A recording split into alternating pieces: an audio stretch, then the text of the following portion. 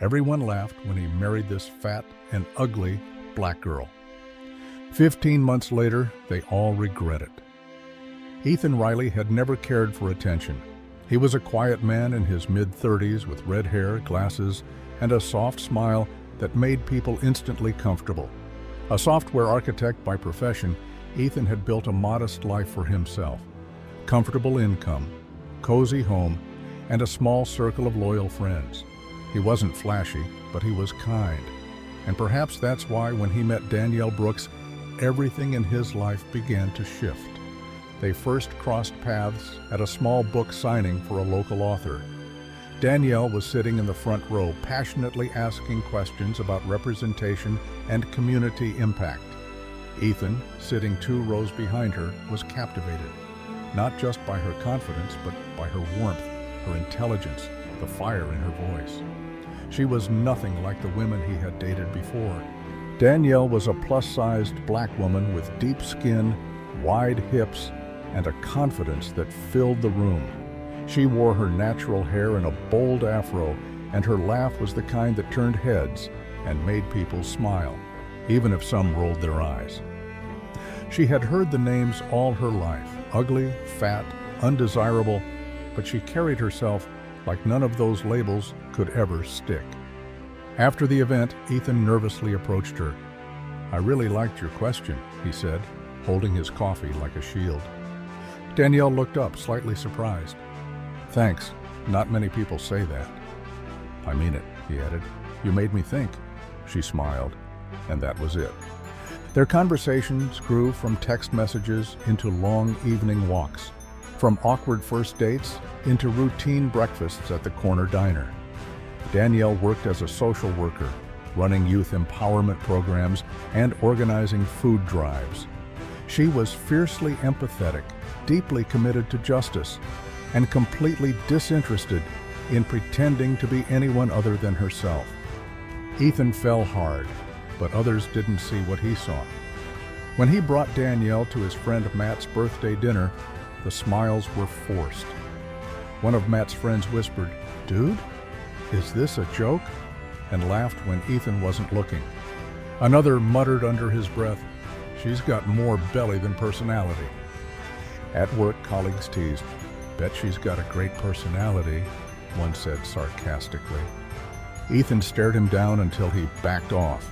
Even his parents were hesitant. His mother, polite but reserved, pulled him aside one evening and asked, "Are you sure you're happy?" "I'm in love," Ethan replied simply. He never asked Danielle to change, never hinted that she should lose weight, wear makeup, or tone down her voice. He loved her exactly as she was. So when he proposed, it wasn't in a grand gesture or viral stunt. It was in their kitchen, over pancakes and coffee, with her favorite Louis Armstrong record playing softly in the background. She said yes, tearfully. The wedding planning was simple.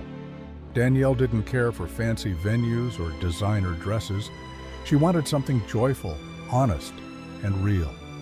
They held the ceremony at a local park under a canopy of autumn leaves, surrounded by a small group of close friends and some curious onlookers.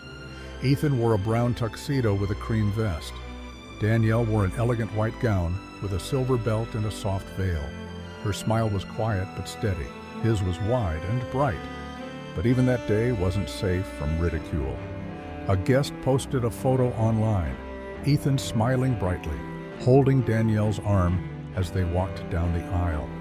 Someone else added a caption, "When your standards hit rock bottom." It went viral. Within hours, thousands of strangers piled on. Danielle was called everything from a walking mattress to a human joke. People questioned if Ethan was mentally stable or if it was some weird dare. Memes exploded across platforms. Late-night shows even made subtle references. Ethan didn't say a word to the public. He deleted his social media, silenced his phone, and focused on Danielle, who, despite her strength, sat quietly that evening on their wedding night, tears rolling down her cheeks as she scrolled through the hate. "I knew people wouldn't understand," she said softly, "but I didn't expect to be a laughingstock." Ethan knelt beside her. "You're not. You're my wife. You're brilliant. And they only laugh because they'll never be brave enough to love someone real. Danielle had grown up in a world that measured worth by waist size and whiteness. She had been the girl passed over at prom, the one whose love letters got laughed at. In college, she threw herself into activism because it was the one place her voice was louder than her reflection. She built armor out of education, advocacy, and sarcasm.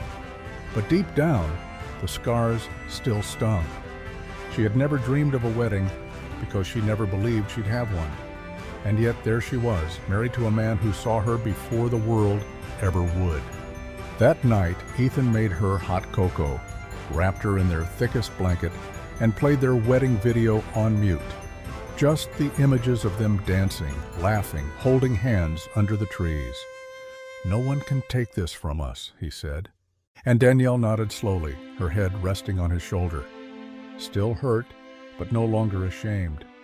She didn't know it yet, but the world that mocked her would soon have to answer for it. 15 months later, everything had changed.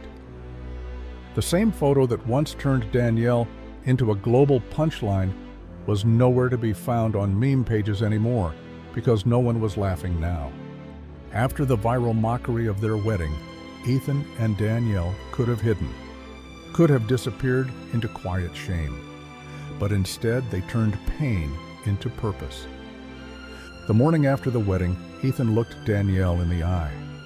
"We're not going to fight this with words," he said. "We'll fight it by building something so undeniable the world will have to listen." And that's what they did. They co-founded The Heart of Worth, a nonprofit helping marginalized youth access education, health, and entrepreneurship opportunities. Ethan ran the systems. Danielle led the mission. As the organization blossomed, so did Danielle's private journey.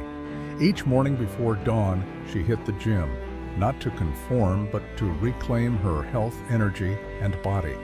No announcements, no flashy posts, just quiet discipline.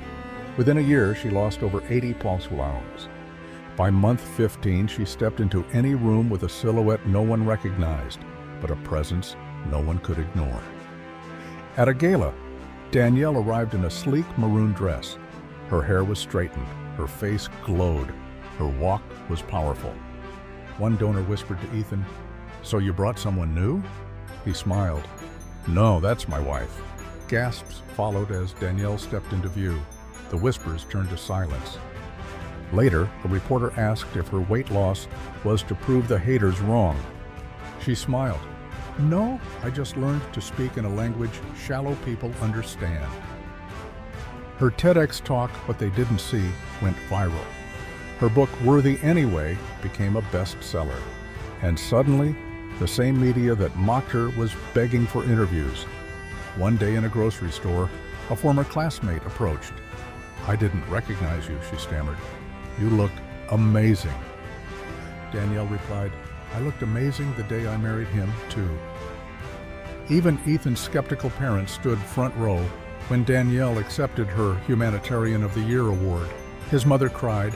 His father whispered, "You've made our son a better man." Danielle nodded, and he helped me see myself again. That same viral wedding photo? Now it's framed in the National Museum of Social Justice under a new caption, "The world laughed, but they built a legacy."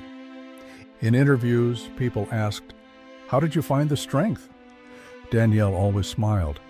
"I didn't find it. I stopped hiding it." She told graduates, "They said I was too big, too loud, too black. Still, I was loved. Still, I made room at tables not built for me. Now I build the tables." And back at home, she still made pancakes on Sundays. He still played jazz. They still slow danced in the kitchen. Only now, when they walked outside, people stared, not in mockery, but admiration. Months later, during a university Q&A, a student stood up and asked, "Do you ever wish you'd responded to the hate?" Danielle paused, then said, "No, because if I'd shouted back, they would have remembered my anger, not my truth. But when I walked on stage and told my story, they had to listen." She looked out over the crowd, eyes shining. I didn't change to deserve love. I changed because I already had it. The room erupted in applause, and outside the hall, Ethan waited with flowers, just like he did after her very first speech. Because behind every strong woman, there isn't a man saving her. There's one quietly cheering for her while she saves the world.